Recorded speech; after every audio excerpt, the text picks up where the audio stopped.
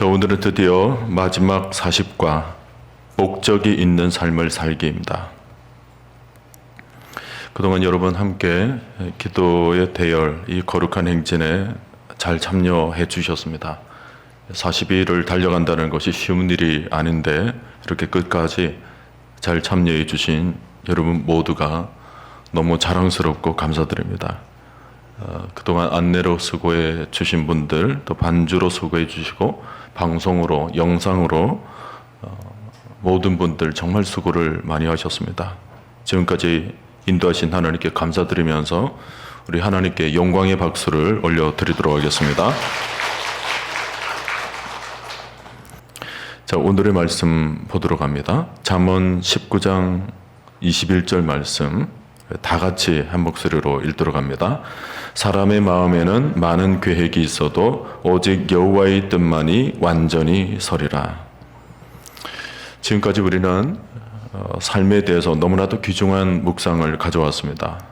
이 내용들을 이 새벽에 지금 이 시간에 다시 다 나열할 수는 없지만 모두가 하나님께서 우리를 지으신 목적과 또 우리를 영원 전부터 영원까지 우리를 인도하시는 인생의 방향에 대해서 너무나도 중요한 말씀들을 지금까지 나누었습니다. 그 핵심 내용이 뭐냐면 교재 1번으로 나와 있죠. 목적을 가지고 사는 것이 참된 삶을 사는 유일한 방법이다. 대부분의 사람들이 일반적으로 고민하는 인생의 세 가지 기본적인 질문이 있습니다. 첫 번째는 나는 누구일까라는 정체성의 문제이고요. 둘째는 나는 과연 중요하고 의미 있는 존재인가? 중요성의 문제입니다. 그리고 삶에 있어서 나의 위치는 무엇인가라는 영향력의 문제입니다. 이런 질문들을 누구나가 가지고 있는데 문제가 뭐냐면 하나님이 없는 사람들은 질문만 던질 뿐 그 해답을 찾을 수가 없다는 것입니다. 여러분, 인생의 문제에 있어서 해답을 주실 수 있는 분은 오직 하나님뿐이십니다. 우리가 누구인지, 왜 우리가 지어졌는지, 세상에서 우리가 어떤 위치에 놓여져 있는지 이런 질문에 대한 해답은 우리를 지으신 하나님으로부터 예배, 교제, 제자도, 사역, 사명이라는 이 목적이 이끄는 삶의 주제들 속에서 찾아볼 수 있었습니다. 여러분, 서론의 내용에서 스크린을 보시면 빨간색 부분이 있죠. 그 빨간색 부분을 좀 어디에 써놓을 수 있기를 바랍니다. 우리는 이제 더 이상 질문하는 사람들이 아니라 해답을 찾은 사람들이 되었다는 것입니다. 세상의 모든 인생들은 질문만 던지다가 가는 인생들이에요. 그러나 우리는 질문 속에 정확한 해답을 발견한 사람들입니다. 하나님 안에서, 하나님의 말씀 안에서, 하나님의 거룩한 빛과 진리 안에서 우리는 해답을 찾게 되었고 그 해답을 붙들고 이제 살아가는 인생들이 되었습니다. 이제는 내 뜻이 아니라 우리가 발견한 하나님의 계획과 목적을 붙잡으면서 우리 삶을 부지런히 하나님의 목적과 사명에 따라 다름박질하며 살아가게 될 것입니다. 자, 이 일을 위해서는 우리가 우리 인생의 도면, 우리 인생의 설계도를 잘 지어야 합니다. 인생의 도면, 이것을 교재에서는 뭐라고 그러냐면 삶의 목적 선언서라고 말을 합니다. 교재를 보시면 이제 마지막 우리 삶을 결단하는 마음으로 삶의 목적 선언서를 작성해 보도록 안내를 하고 있는데요. 우리가 삶의 목적 선언서를 작성해 보게 되면 몇 가지 유익한 면들이 있습니다. 우선은 삶에 대한 하나님의 목적을 잘 요약해 볼 수 있고요. 또 우리가 앞으로 어떻게 살 것인지 삶의 방향을 명확하게 정리해 볼 수가 있습니다. 또 우리가 이제 무엇을 중요하게 여겨야 하는지 성공에 대한 정의를 가질 수 있고, 그러면서 우리가 해야 할 역할들에 대해서 우리가 분명하게 계획을 세울 수 있습니다. 오늘 여러분들이 이 교재를 마무리하면서 기도하는 가운데 이 삶의 목적 선언서를 한번 진지하게 작성해 볼 수 있기를 바랍니다. 이 시간에 인생의 도면을 잘 작성해 보기 위해서 우선은 우리가 무엇을 생각해 보아야 하는가 하면 그동안 배운 것들을 토대로 다시 한번 질문 형식으로 정리해 볼 필요가 있습니다. 첫 번째 질문은 내 삶의 중심을 무엇으로 삼을 것인가? 라는 것입니다. 이것은 예배에 관한 문제입니다. 세상 사람들이 자기 삶에 중요하게 여기는 것은 다양합니다. 자신의 직업도 있겠고, 또 가족도 있겠고, 돈, 취미, 스포츠, 자기의 성공, 저마다 중요하게 여기는 것은 다양할 것입니다. 그것들이 다 필요한 요소임에는 틀림이 없지만, 그러나 우리 삶의 중심이 될 수는 없습니다. 왜냐하면 내가 위기를 만날 때 그것들이 나를 붙들어 주지 못하기 때문입니다. 내가 무너질 때 돈이 나를 지켜줍니까? 우리가 돈 하지만은 내가 무너질 때 제일 먼저 나를 떠나는 것이 돈입니다. 그래서 그런 것을 의지해서 사는 삶을 가리켜서 성경에서는 바람에 나는 겨와 같도다 라고 말씀을 하고 있습니다. 우리 삶의 중심에는 내가 쓰러질 때라도 나를 끝까지 견고하게 붙잡아 줄 수 있는 것이 있어야 되는 것입니다. 그분은 바로 하나님이십니다. 그래서 예배를 통해서 하나님이 내 삶의 중심에 거하시도록 계속 그분을 내 마음속에 영접을 해야 되는 것입니다. 우리가 모든 예배마다 하나님과 깊은 교통을 통해서 그분이 내 삶의 중심으로 맞아들이는 삶, 그것이 바로 예배인 것입니다. 우리가 모든 삶을 전인격적으로 하나님 앞에 나와서 하나님을 내 마음, 내 중심에 좌정하시도록 만들어드리는 그런 행위가 우리의 모든 삶 가운데 일어나야 되는 것입니다. 어떤 분이 그러더라고요. 목사님, 이번 40일 동안 우리 부부는 한 번도 안 싸웠습니다. 저녁에 일찍 잠을 자야 하니까 싸울 시간이 없었습니다. 그래요. 여러분, 우리 삶의 중심에 하나님이 계시면 싸울 일뿐만 아니라 걱정할 필요도 없고 염려, 근심이 우리 마음 가운데 찾아올 이유도 없는 것입니다. 여러분 모든 삶의 중심에 하나님이 온전히 거하게 되시기를 바랍니다. 프로복싱 챔피언 조 프레이즈가 남긴 명언이 있습니다. 챔피언은 링에서 만들어지는 것이 아니다. 은행에서는 다만 인정받을 뿐이다. 링 밖에서 연습하면서 스파링을 하면서 아무도 모르는 그곳에서 무수히 흘린 땀과 눈물이 챔피언을 만들어내는 것이다. 링에서는 그 모든 노고들이 인정받는 시간이라는 거죠. 그 인정받기 전에 수많이 흘렸던 그 땀과 눈물, 그 노력의 대가가 있었다라는 거예요. 우리도 우리 인생에 있어서 승리하는 것도 하나님 앞에서 남몰래 흘리는 눈물의 기도, 눈물의 헌신, 이것이 우리 삶을 챔피언으로 만드는 것입니다. 오늘 여러분들의 각자의 삶 속에서 각자의 눈물, 각자의 노력과 헌신의 삶을 이제 살아야 될 것입니다. 우리 모두는 그 모든 눈물이 하나님 보좌 앞에서 영광스럽게 인정받게 될 날이 올 것입니다. 저는 여러분 모두가 믿음에 있어서 영적인 챔피언들이 될 수 있기를 바랍니다. 그 일을 위해서는 여러분의 삶의 중심에 항상 하나님이 거하고 계셔야 되는 것입니다. 내 삶의 중심, 예배를 통해서 온전히 하나님께 나아가 그분을 모셔드리는 삶이 지속적으로 이어질 수 있기를 바랍니다.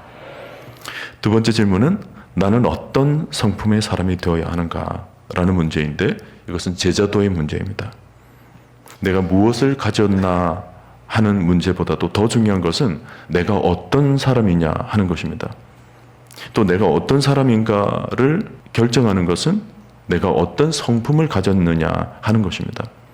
하나님은 우리가 무엇을 하느냐보다 어떤 사람인지, 내가 어떤 성품을 가졌는지에 대해서 더 많은 관심을 가지고 계십니다. 여러분, 우리가 하나님 앞에 설 때에는 우리가 가지고 있는 직업으로 서는 것 아닙니다. 우리가 가지고 있는 직분으로 서는 것도 아닌 것입니다. 내 성품으로 서는 것입니다. 그래서 우리 삶의 목적은 예수님의 성품을 가지는 것입니다. 온전히 내가 야성적으로 가지고 있는 이 본성을 철저하게 깎고 다듬어서 주님의 성품으로 온전히 닮아가 주님의 성품이 내 성품이 되도록 하는 작업이 우리에게 필요한 것입니다. 그것이 바로 제자도입니다. 요셉이 하나님 옆에 섰을 때에 하나님께서 그가 세상에서 총리 되신 것을 높이지를 않습니다. 결국 그것을 높이 보시지 않을 거예요. 그것보다는 요셉이 원수 같은 형들을 용서한 것을 하나님은 더 높이 치실 것입니다. 형들이 나를 판 것이 아닙니다. 하나님이 우리 가족을 구원하시기 위해서 나를 이곳에 먼저 보내신 것입니다. 요셉이 했던 그 말, 창세기는 맨 마지막에 그 말을 기록하면서 요셉을 총리 대신으로 세운 어떤 직업적 위치보다도 그가 지금 가지고 있는 깊은 하나님의 성품, 그 성품을 창세기는 마지막에 기록을 해주고 있는 것입니다. 우리도 마찬가지예요. 우리는 이 땅을 살면서 시련도 만날 것입니다. 어려움도 만날 수 있습니다. 그러나 중요한 것은 그런 모든 환경적 상황에서 그것을 고난 속에 내 인격이 얼마나 다듬어지고 있는가, 그것이 중요한 것입니다. 여러분들이 어려움을 당할 때 절대로 여러분이 실패로 보지 마시기를 바랍니다.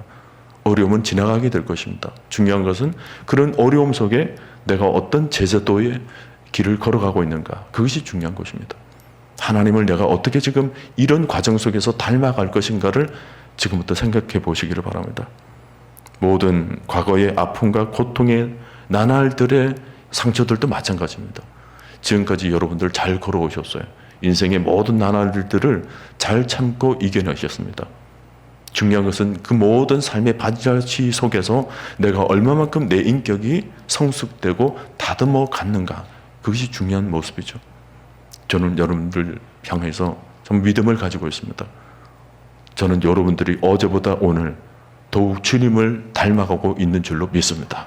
하나님께서 여러분들을 깎고 다듬어서 정말 영광스러운 보좌 앞에 설 때는 예수님과 같은 인격, 그분의 성품을 닮아서 온전히 영광에서 영광에 이르는 그 보좌 앞에서 우리 모두는 찬란하게 또 거룩하게 살게 될 줄로 믿습니다. 그러므로 여러분들이 지금부터 부지런히 기도하면서 목적이 이끄는 삶을 살아간다는 것은, 하나님, 내 삶에 있어서 온전히 예수님의 인격을 닮아가게 하여 주옵소서. 내가 어떤 상황, 어떤 환경 속에서 궁극적으로 중요한 것은 나의 성품이오니, 하나님, 모든 과정 속에 오직 주님을 닮아가기 위한 이 모든 과정들을 잘 걸어가게 하여 주옵소서. 제자도, 이 제자의 길을 우리 모두가 힘차게 걸어나갈 수 있기를 바랍니다. 세 번째는 내 삶을 어디에 기여해야 하는가. 이것은 섬김의 문제입니다. 교회를 한 몸이라고 그랬을 때 그것은 서로가 서로를 위해 존재한다는 것을 의미합니다. 모두가 서로 연결되어서 서로가 서로를 위해 봉사하는 것입니다. 손, 발이 따로 놀지를 않습니다. 손은 발을 섬기고 발은 몸을 섬기고 몸은 온몸을 섬기는 것입니다.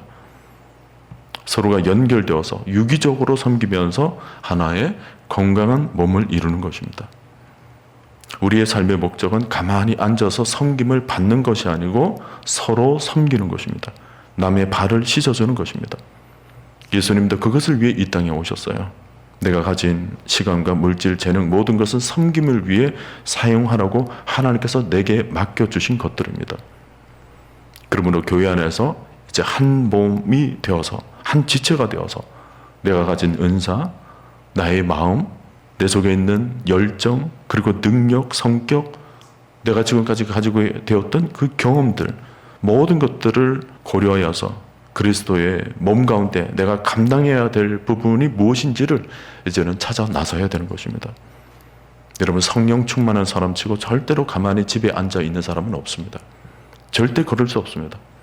옛날처럼 나 자신만을 위해서 살겠다라고 절대 마음 가지지를 않습니다.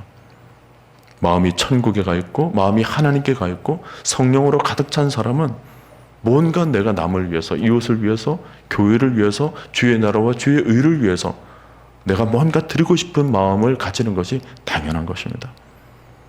여러분의 삶에 하나님의 역사를 경험하고 싶으십니까? 그렇다면 믿음으로 여러분 자신을 하나님께 내어드릴 수 있기를 바랍니다. 하나님께서 여러분을 선한 일에 마음껏 사용하시도록 마음으로 섬기기만 한다면 그 속에서 반드시 역사가 일어나게 될 줄로 믿습니다. 네 번째 질문은 내 삶으로 무엇을 전할 것인가? 전도의 문제입니다. 빌립보서 1장 27절을 보면 오직 너희는 그리스도의 복음에 합당하게 생활하라 그랬습니다. 여러분, 우리 삶은 그냥 흘러가는 삶이 아닙니다. 말 하나, 행동 하나가 하나님의 복음을 위한 도구가 되어야 되는 것입니다. 하나님께서 내 삶을 그렇게 하나님의 복음을 전하는 삶으로 귀하게 사용되어질 수 있도록 내 삶을 드리는 삶을 하나님께서는 원하시는 것입니다. 간혹 보면 나 같은 삶으로 무엇을 할 수 있을까, 자신의 삶을 별로 대수롭지 않게 자신의 삶을 무익한 것으로 여기는 경우가 있는데, 그것은 우리로 하여금 하나님의 거룩한 도구가 되지 못하도록 만들려는 사탄의 계략인 것입니다. 우리를 자꾸만 가라앉게 만들고 우리를 무가치하게 만드는 사탄의 음모인 것입니다. 하나님은 여러분을 거룩하게 사용하기를 원하십니다. 주의 나라와 주의 의를 위하여서 복음의 도구로 삼으시기 위해서 우리를 그렇게 사용하기를 원하시는 것입니다. 베드로전서 2장 9절에서 그러나 너희는 택하신 족속이요 왕같은 제사장들이요 라고 그랬을 때, 우리로 하여금 거룩한 제사장으로 복음으로 하나님과 인간 사이에 막힌 담을 허물게 하고 하나님과 화목케 만드는 역할을 감당하게 만들었다는 그런 의미, 그 말씀을 여러분 깊이 묵상할 수 있기를 바랍니다. 놀라운 은혜죠. 여러분, 우리 모두에게는 나중에 저 천국에 가서 나에 대해서 증언해 줄 사람이 있어야 됩니다. 저 사람이 나에게 복음을 전해줬어요. 내가 지금 이 천국에 있는 것은 바로 저 사람 때문입니다. 나에게 증언해 줄 수 있는 사람이 있어야 되는 거죠. 여러분, 이런 하나님의 사랑, 이런 하나님의 복음은 어떤 특정인에게만 맡겨진 사역 임무가 아닙니다. 지금 우리 주변에는 성공한 사람도 있고 실패한 사람도 있지만 모두가 동일한 공통점은 그들 모두 예수가 없으면 천국에 들어갈 수 없다라는 사실입니다. 그러므로 이 세상에 그 어느 누구도 예수님이 필요하지 않는 사람이 없다는 것을 분명히 기억하시고, 오늘부터 여러분 주위에 있는 죽어가는 영혼들에 대해서 여러분 관심을 가지고 기도할 수 있기를 바랍니다. 그들은 반드시 여러분들의 입술을 통하여서, 그리고 여러분의 작은 섬김을 통하여서, 여러분의 행동들을 통하여서, 여러분의 삶을 통하여서 여러분들의 이웃들은 틀림없이 빛을 받게 될 것이고 영향을 받게 될 것이고 그리스도의 향기를 맡게 될 것이고, 그래서 결국 그들 모두가 여러분들을 통하여서 반드시 구원받게 될 줄로 믿습니다. 이 일을 위해서 여러분들은 오늘부터 차근차근 기도로 시작하시고 또 하나님의 마음을 온전히 품고 닮아갈 수 있기를 바랍니다. 마지막으로 5번째 질문은 내 삶에 동력자가 있는가라는 것입니다. 이것은 교제의 문제예요. 하나님은 우리를 하나님 가족 가운데 살도록 창조하셨습니다. 가족 가운데서 성장하고 가족들과 함께 하나님 나라를 이루어 가도록 지으셨습니다. 그래서 교회를 내 삶의 중심에 두셔야 합니다. 여러분, 교회가 무엇입니까? 교회는 건물이 아닙니다. 교회는 사람입니다. 여러분, 한 사람 한 사람이 바로 교회인 것입니다. 교회를 사랑하라라는 말은 이 자리에 계신 모든 형제 자매들을 사랑하라는 것입니다. 가족과 함께 영혼을 준비하고 가족과 함께 영혼을 누릴 수 있는 그런 믿음의 공동체가 되어야 되는 것입니다. 내가 어려울 때 함께 기도해 줄 수 있는 동력자가 내 곁에 있어야 합니다. 함께 짐을 나눠줄 수 있는 참된 동력자가 우리 가운데 있어야 되는 거예요. 그러기 위해서는 여러분들이 스스로가 교제를 중요하게 여기고 교제권 영역으로 들어오셔야 합니다. 그 속에서는 내 시간과 노력이 필요할 수 있지만 그러나 의미 있고 가치 있는 일입니다. 늘 기억해야 할 것은 일보다도 더 중요한 것은 관계입니다. 재물보다도, 일을 인정받는 것보다도 사람을 얻는 것이 더 큰 행복 속에 살게 만들 것입니다. 그러므로 여러분은 할 수만 있거든 많은 사람들과 화평을 가지면서 하나님께서 허락하신 교제의 기쁨을 마음껏 누리며 살게 되시기를 간절히 축원드립니다. 이상으로 이렇게 5가지 질문들을 지금까지 배운 내용들을 토대로 여러분들이 잘 묵상하시면서 여러분들이 각자가 사명선언서를 한번 작성해 볼 수 있기를 바랍니다. 나의 목표는 그리스도를 닮는 것이다. 이것은 공통적으로 가져야 되는 최종 목표입니다. 나의 가족은 교회이다. 그렇죠? 우리는 믿음의 공동체에서 가족이 되었습니다. 그 다음에 여러분이 고민하면서 작성해 볼 것은 나의 사역은 무엇이다라는 영역입니다. 여러분 자신의 은사, 재능, 성격, 기질, 또 여러분의 관심을 가지고 있는 영역들, 여러분들이 잘하고 싶은 영역들까지 다 포함해서 나의 사역은 무엇인지를 한번 고민해 볼 수 있기를 바랍니다. 그리고 나의 사명은 무엇인가? 하나님께서 나에게 주신 궁극적인 나를 지으신 목적이 무엇인가? 나를 통하여서 내 인생 가운데 하나님께서 이루시고자 하는 일들은 무엇인지에 대해서 여러분이 깊은 기도 가운데 한번 묵상해 볼 수 있기를 바랍니다. 그것을 기도하시면서 구체적이고 실질적인 차원에서 기록해 보시는 것입니다. 그리고 이 모든 것의 동기는 하나님의 영광입니다. 여러분의 모든 삶을 통해서 하나님의 영광이 되도록 하는 삶으로 우리의 목적의 설계도를 이렇게 마무리하게 되는 것입니다. 결론을 보겠습니다. 하나님은 그의 목적대로 우리를 사용하시길 원하신다. 다윗은 일생을 하나님의 목적을 알고 삶을 살았던 사람이다. 바울 역시 목적이 이끄는 삶을 살았다. 언젠가 우리는 우리의 역사는 끝나고 우리 삶은 심판을 받게 될 것이다. 우리는 지금 우리가 지음받은 목적대로 살고 있는가를 심각하게 자문해야 한다. 하나님은 그의 목적대로 우리를 사용하시길 원하신다. 이제 우리가 그의 바람대로 우리의 삶을 내어드릴 차례다. 사랑하는 성도 여러분, 우리가 이 땅에 사는 동안 하나님은 우리를 사용하시길 원하시는데 우리의 어떤 인간적인 조건을 보지 않으십니다.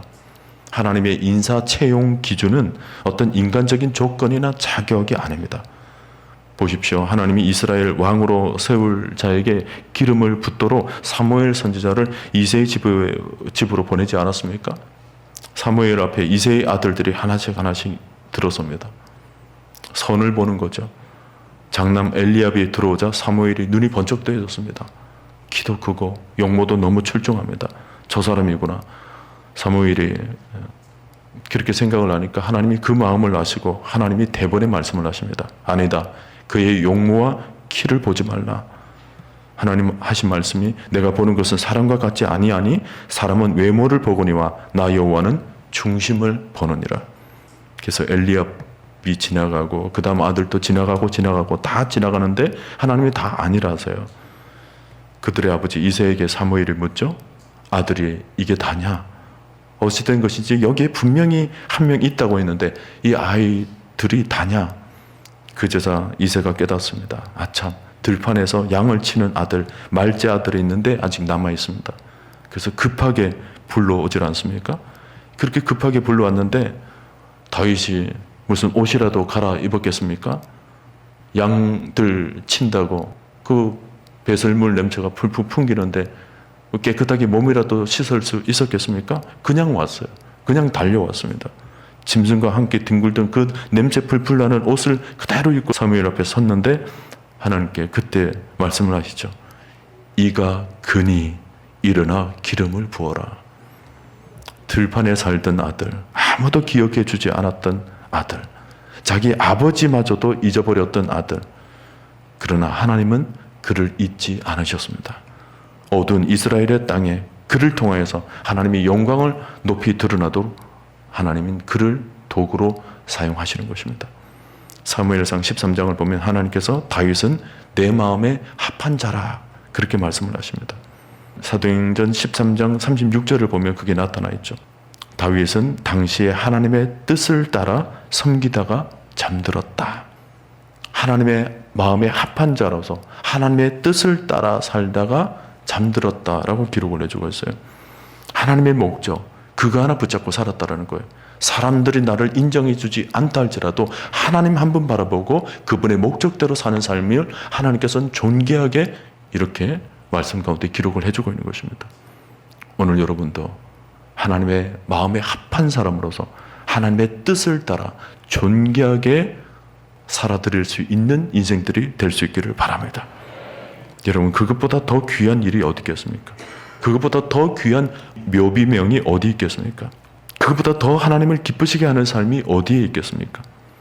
언젠가 우리도 우리의 삶의 역사를 끝마치고 난 뒤 하나님 앞에 서게 될 날이 올 것입니다. 우리도 우리 묘비명에 미리서부터 어떻게 쓰여질 것인가를 잘 준비할 필요가 있습니다. 항상 살면서 내가 지금 하나님이 지으신 목적대로 살고 있는가? 하나님은 나를 그의 목적대로 사용하시기를 원하시는데 내가 지금 내 삶을 하나님께 온전히 내어드리고 있는가?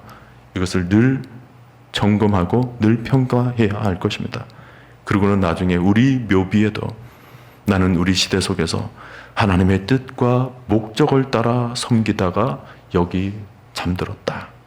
이런 평가를 받는다면 우리가 얼마나 존귀한 인생이 되겠습니까?